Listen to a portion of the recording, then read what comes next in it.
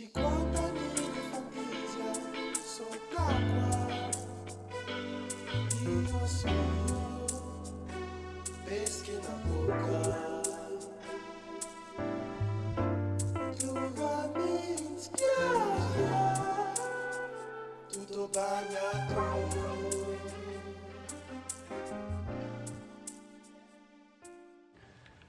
reconnut en lui cette faculté d'oubli qui n'appartient qu'à l'enfant, au génie et à l'innocent. Innocent, bouleversé par la joie, il comprit enfin qu'il était fait pour le bonheur. Je n'ai pas ressenti le bonheur depuis mon enfance. C'est comme si tout ce que j'avais vécu depuis lors n'était qu'une longue déception. J'ai pourtant tout essayé pour trouver un semblant de bonheur. Mais rien ne s'en fonctionne. Ne prenez au tragique que le bonheur. Je ne peux pas m'empêcher de me demander si le bonheur est vraiment accessible. Peut-être que je suis condamnée à vivre une vie vide, sans réellement connaître la vraie joie, ou même une illusion de celle-ci. L'exigence du bonheur me paraissait ce qu'il y a de plus noble au cœur de l'homme. Je dois m'éloigner.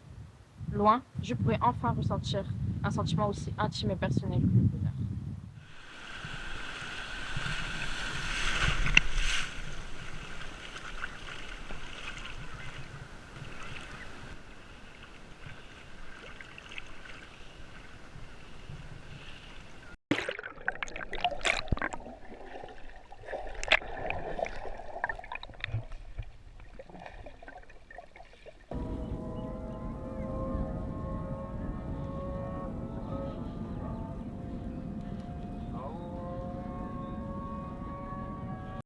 Il était en face de la solitude tant souhaitée.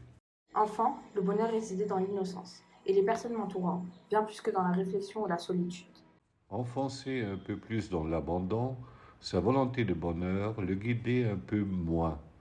Il avait cependant le sentiment confus d'un manque et c'était cela qu'il attendait obscurément. Il faut que je parte, à la rencontre de personnes. Mais si la société est à la source de tout mon malheur, il faut que je fasse la rencontre de personnes n'obéissant pas aux normes des gens qui m'ennuient. Le temps est accompli et le royaume de Dieu est proche. Repentez-vous et croyez à la bonne nouvelle.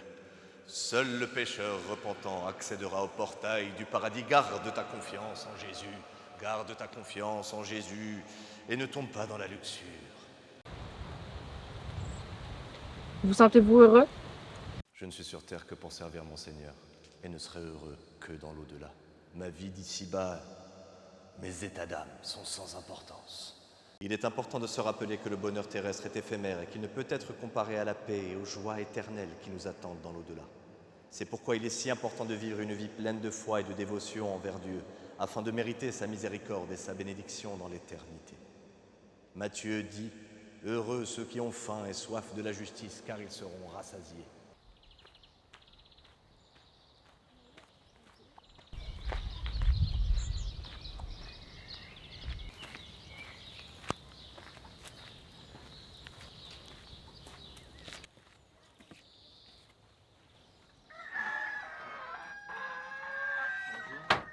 Je suis désolée de vous déranger. J'ai entendu parler de vous et je voudrais vous interroger.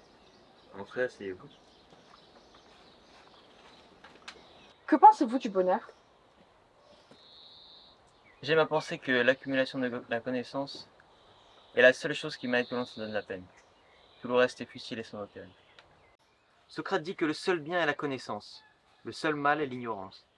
Il y a tant de philosophes qui sont d'accord avec moi sur ce point. Alors pourquoi ne pas suivre leur exemple et consacrer notre vie à l'accumulation de connaissances? Je vous implore donc de vous unir à moi, dans cette quête du savoir, guidée par la seule soif de connaissance. C'est le seul véritable moyen pour atteindre le véritable bonheur.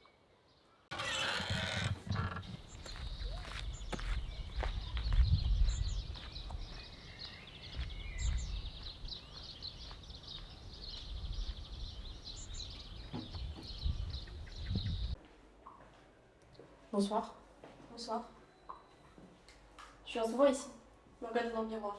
Ça me permet de réfléchir, de penser à moi-même, à mon rapport avec mon corps. Qu'est-ce qui me rend vraiment heureuse? Est-ce que c'est de vendre mon corps? De le donner? De gagner de l'argent en retour? Je me questionne beaucoup sur ça. Et finalement, je crois que quand je suis vraiment heureuse, c'est quand je prends soin de moi, quand je prends soin de mon corps. C'est là que j'atteins le vrai bonheur.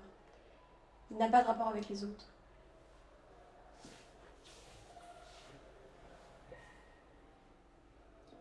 Mais si elle a raison, et que la seule manière de trouver le bonheur est que mon esprit et mon corps fassent un, alors je dois puiser le bonheur en moi, et seulement moi.